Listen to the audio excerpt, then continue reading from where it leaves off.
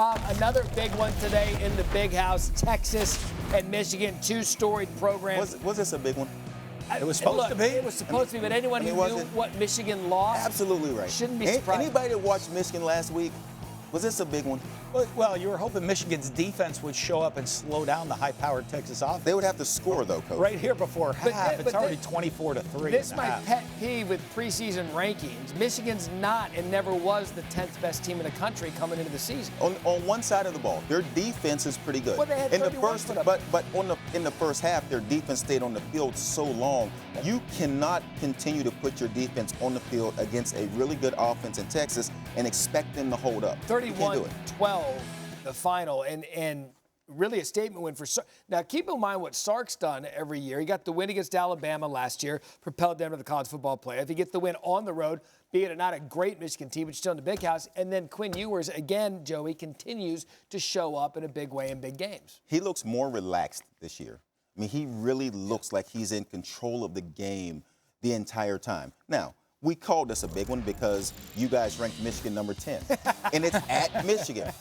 But if you watch Quinn Ewers in this entire game, at no point in time did he look frazzled. At no point in time did he look like this was a big game. It looked like it was ho-hum.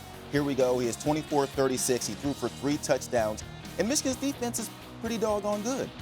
They can't stay on the field the entire time. Michigan had like 80 yards of total offense in the first half. Look, and I say this all the time watching, like, Quinn Ewers, when he's in rhythm, he just looks like he's back there playing 7-on-7 at South Lake Carroll, Texas, and not really putting forth any effort. That's the good side of the quarterback situation.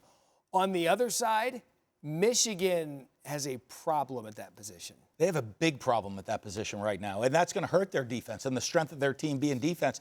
But they are almost inept offensively right now, moving the ball and staying on the field. And that is going to, when you look at Warren, there's just no communication. There's no rhythm. Then they're going to bring Orji in. When they bring Orji in for the runs, he's just running in its direct snap, quarterback run up the middle.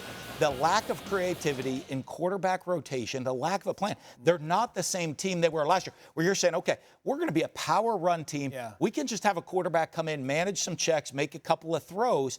That's not going to be the case when you're playing big-time teams like Texas. They have to run it. Like they need to start from scratch. There aren't many good quarterbacks without a run game. Right. Yeah. Because at this point, you can put four D linemen and you can leave everyone in coverage. They can't run it. No. And so Michigan, the team we know to be a physical football team for years, they win the rushing battle in every game. Yeah, but those linemen are off to the NFL. But they're no longer doing that. And now we bring in a brand new quarterback and say, have at it with no run game and a brand new offensive line, and there's no shot. Yeah, they need to get creative right now on changing up the offense and saying, hey, we're not the same team we were last year. We need to recreate around the players we have. Yeah. And they didn't do that this offseason. It also takes Donovan Edwards, their best offensive player out of the game, because if you know you have to run the ball to be successful, you're not going to be successful. I might turn it, I might work it out.